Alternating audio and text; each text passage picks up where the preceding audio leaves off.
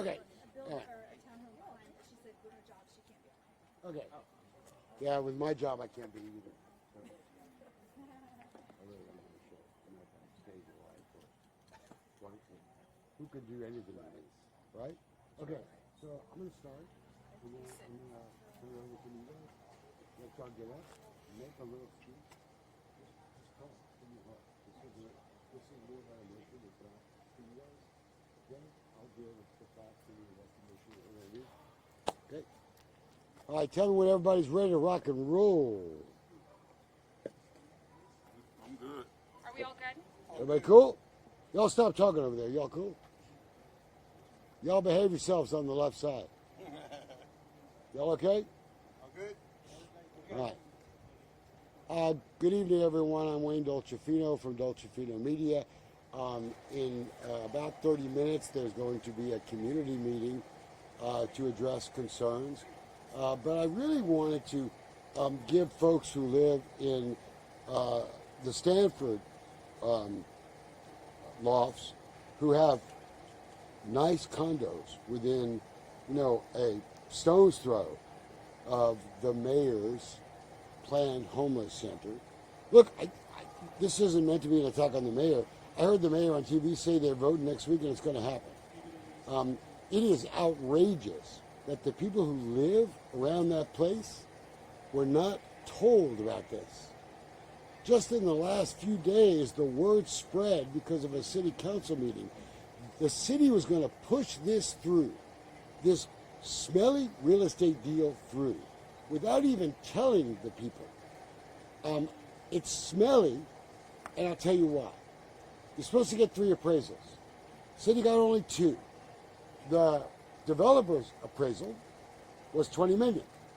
The city's appraisal was $10 million. So they said, let's cut the difference and give them 16. I don't know where they learned math at City Hall, but the appraisal district says that place is worth less than $10 million. So that's the first order of business. Why are we spending so much of taxpayers' money on a building that is not worth that much money? That's number one. Number 2, it is time that we all address realities here. The homeless business, and I call it a business, has become an industry. If anyone looked at how much rescue plan money went to the homeless in this city, we could buy a mansion for every homeless person in River Oaks, and we'd have money to spare.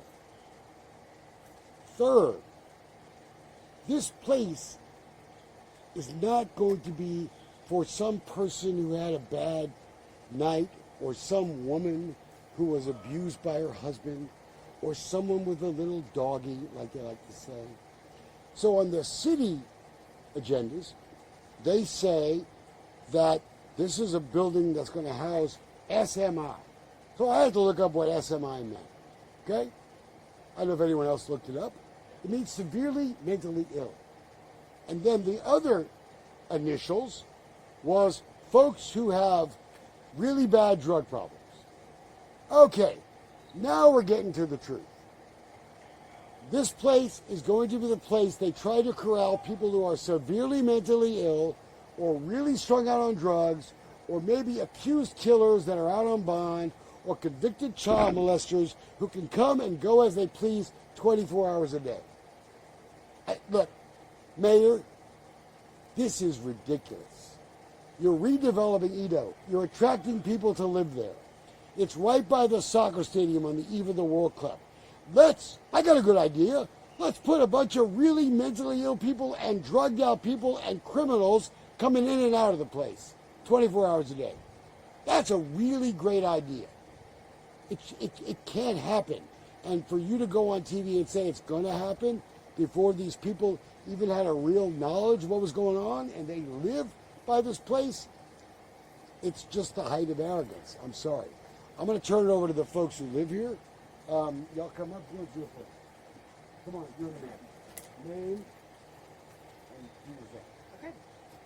Hi, I'm Elizabeth Spivey. I've lived in the Stanford Loft since 2020. We own 2 units. I have a daughter who's 5 years old.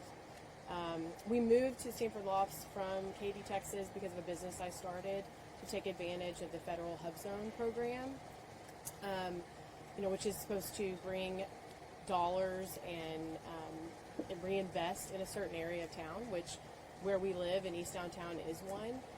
So this has all been really surprising and contradictory to what I feel like they're doing in the East Downtown area, right? By investing money there, building it back up, building new communities and new developments that have restaurants and shopping, like the East End.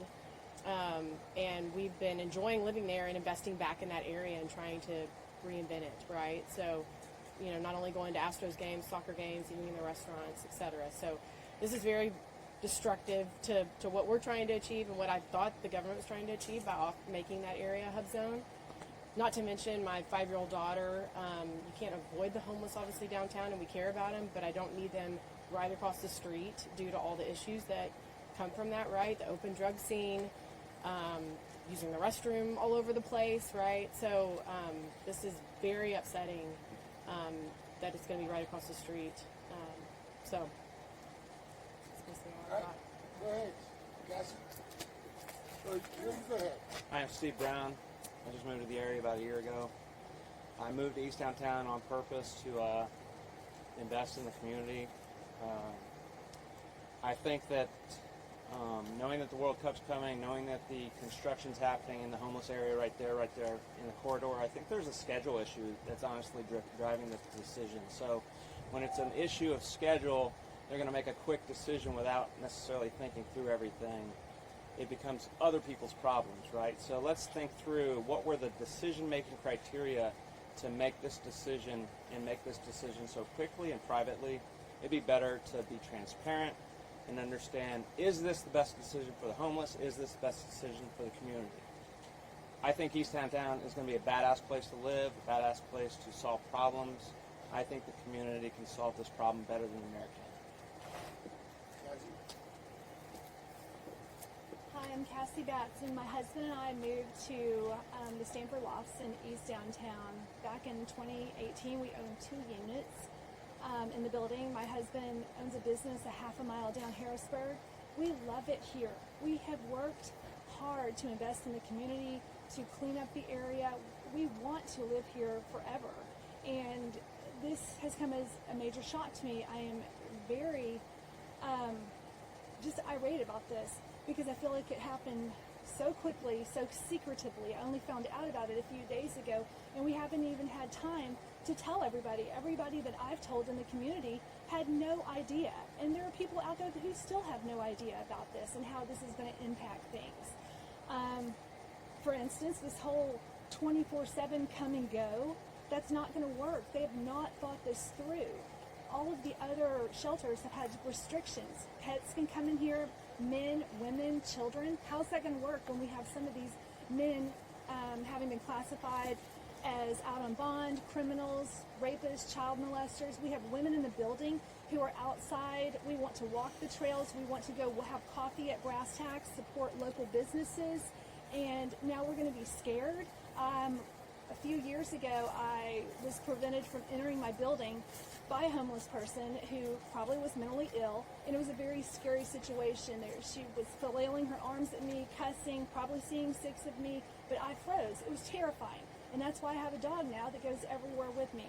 But things have been improving, and now with this, I feel like we're back at square one. So they really need to rethink this, and it doesn't need to get delayed for just 1 week. It needs to really be thought out, and they need to be transparent, and the mayor needs to stop acting like he's already made up his mind, because community members want to speak about this. Hi, my name is Philip Boyko, my wife Linda. I've got the most gray hair, and I'll probably give you a little older history. We moved to Stanford Lofts in 2004. We were one of the first units purchased in that building.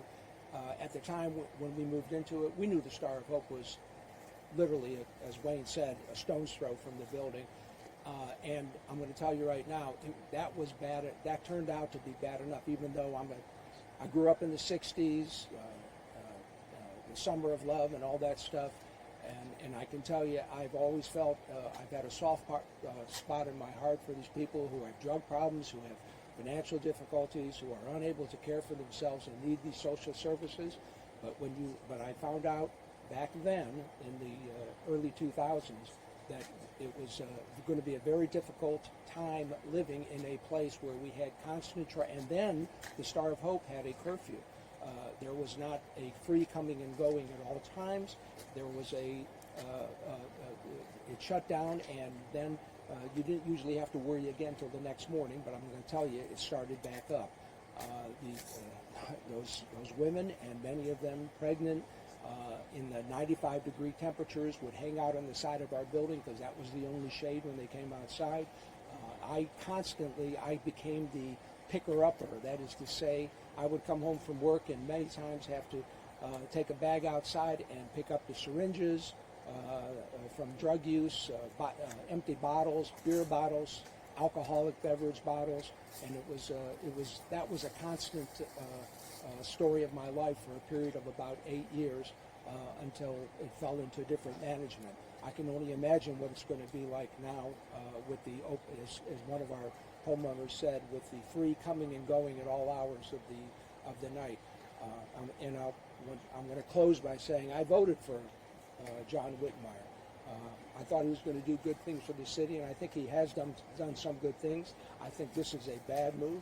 I think that the reason that this particular issue is being pushed through so quickly is because he likes the accolades that he has gotten from around the country about Houston being one of the big cities in the country that has really gotten to the bottom of this problem, is getting people off of the streets. But that's no longer, that is just something that he wants to keep going, and I believe that's why this has been pushed through. And again, as one of the other homeowners said, so secretively.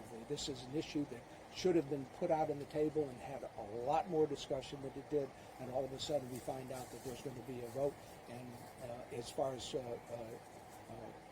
Mayor Whitmire is concerned, it is a done deal. So that's my 2 cents. Thanks for listening. Anybody else want to talk? Okay, you may. Sorry, I'm going to add one more thing. For the amount of money that they're paying for this property and what we're getting for it, for this one building, 100 beds, there's no money being dedicated towards helping these people. And to his point originally, these people need help. Like, they're mentally ill, they've got addiction issues. Why would we not go find a building that's less expensive in a different area of town, or just less expensive in general, right? And use that extra money to fund programs to help these people, right? We all care, but it doesn't seem to make any sense. It seems like a misuse of funds, in my opinion. So that's the last thing I want to add. You guys have any questions for them? Wayne, I got a question for one of the residents. If you Go don't ahead, mind. y'all come up closer Steve, so we can. at the end of what you said that you feel like the residents in the area can solve this issue better than the city could. So what would you do as an alternative? Yeah, so, in today's time, you work together and you work with different aspects of the community and you create a decision together. Diversity of thought creates better solutions than a singular thought. So in terms of an authoritative decision, this kind of goes against what I think anybody would vote for. So, let's get together with the community and solve the problem differently. Susan, I have even something that I thought of. Come up a little bit. I walk the trail every day, and you guys, a lot of you do too. There is a school that's just run down, vacant. It's the feeder of 45 in between Velasco and Sampson. Totally fenced off, nothing else around it. I mean, doesn't the city already own a building like that? And couldn't they just put some money in that? Why $16 million on this building? It doesn't seem right. When the appraisals came in lower, it seems like they could do something much more efficiently with a building that's already owned by the city. Mayor Whitmire addressed this in council today. If you missed it, I'm not sure, I didn't. but he did say that, in his words, he said that there would be security at this facility. He said that police would be present. What's your response to that? We're across the street. I don't think they're going to have security at our building. They may have security around their building, but they're not going to come, I don't think, around our building. And our building is the other block, or around other people's buildings. So have there been any traffic studies on this, right? Because that spot is really tight. Cars are coming in and out, and certain patterns of traffic will make this be a disaster for any homeless people that are walking to the facility drunk or under impairment or out of the facility under impairment. It's going to be a dangerous situation for the homeless population alone, much less providing police security. So Especially during game days. my point is this: there's just not enough thought and diversity of opinion in this decision. It's too much of an authoritative decision. It needs to be paused until the community believes in that solution, okay? A lot of you brought up the fact that this center appears to be 24/7. If the hours were regulated, would you come to some sort of compromise? Again, would you look at the facility? It is on the cross-section of a very busy traffic area. It's not a good solution. Where the homeless gets fed right now is also not a good solution. They are crossing the street and endangering their lives as people are driving past them. So altogether, somebody needs to push pause on this and think about all the factors of traffic, safety. What is a better facility for this? What is it, 16 million? 10 million? 16. It's just too much money. I mean, a wiser decision could be made. If the city does decide to go through with this project, would any of you move out of Stanford Lofts? That is a personal decision on everyone's part. We love East Downtown. We're in the middle of a remodel right now. We've invested money. We are planning on retiring here. That's why we are fighting this, because we want to stay here. We want to see it a place that everybody can continue to enjoy. Please don't. Just one last thing. We've been there too many years. We're not moving. I'm going to die in that place. Hopefully later, not earlier, because of the traffic coming in and out.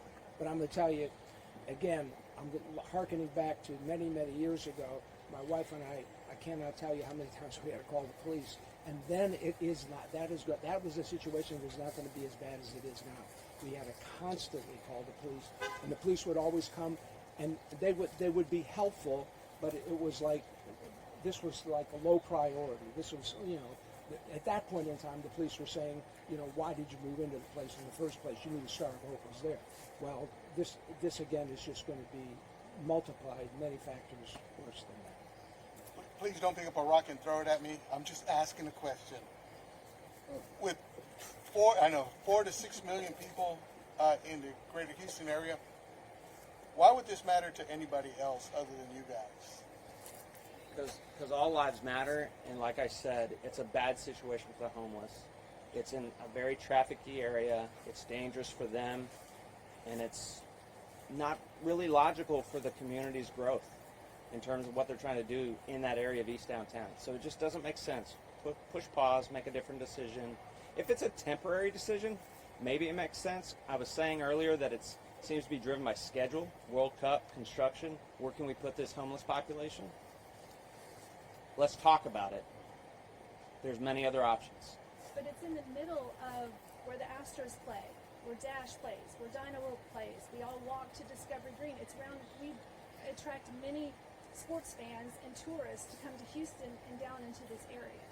And that's what I thought. We were investing money into restaurants and things like that and green spaces so that we would have more people come into the area. Nobody's going to want to do that when the homeless shelter is spilling over everywhere else and people are out there panhandling and what have you. It's just not going to work. Any questions, guys?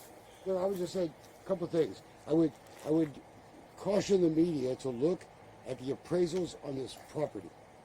Nobody else wants this property. Why is the city paying $5 to $6 million more than its own appraisal said it was worth? Number one.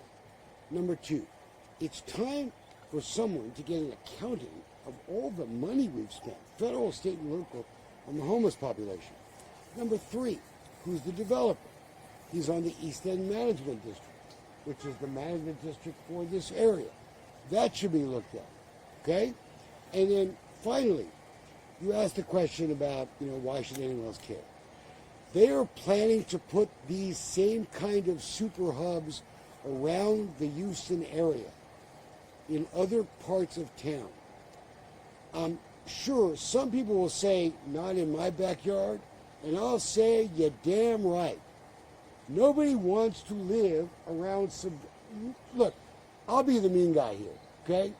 Nobody, none of you, want to live with next door neighbors who are severely mentally ill, strung out on drugs, or are accused criminals on bond, walking in and out of the place day and night.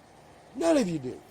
We can be sympathetic with people who get down on their luck, who have problems, women who get abused. We're all sympathetic. But we were talking about the Star of Hope mission. The Star of Hope mission is like child's play compared to these people. These are the people that don't want to be in shelters. Let's drag them all in, right? But I'm telling you, it's time for all of us to say, is this the new affordable housing scam? We got a homeless thing going on. How much money have we spent? How much money are we going to pour down a rabbit hole? This deal has been done too quick. These people, just like everybody watching, would want to know months and months in advance that this might happen. That's the biggest problem right now, is they found out a couple of days ago. Mayor Whitmire knows better than that. I know he does. Slow this train down. Let's investigate this project. Nobody else wants it. If nobody else wants it, we could get it cheaper, number one. Number two, nobody wants severely mentally ill, problematic drug users wandering around their neighborhood, and you wouldn't want it either. So, Mayor, I don't know where you live, you wouldn't want it near your house either. Okay, so let's stop playing games here, and let's be honest. These are the problem homeless that don't want to be in places. And a 24-hour facility is especially dangerous because people can come in day or night, regardless of their criminal history. This is a bad idea that's being pushed very quickly, and it's time for investigative journalist types to ask why. Anybody else? I know y'all got to get in the meeting. Everybody cool? Everyone got everyone's names? Everyone happy? I think we should get the spellings Okay. of everyone's names. Spell your name. My name doesn't matter. Go ahead. Cassie Batson, Cassie, Batson, B as in boy, Atson. I'm Elizabeth Spivey, Elizabeth, and last name is Spivey. His name is Philip Boyko. That's Philip with one L. B as in boy, Oyko. Stephen Brown, spelled with a V,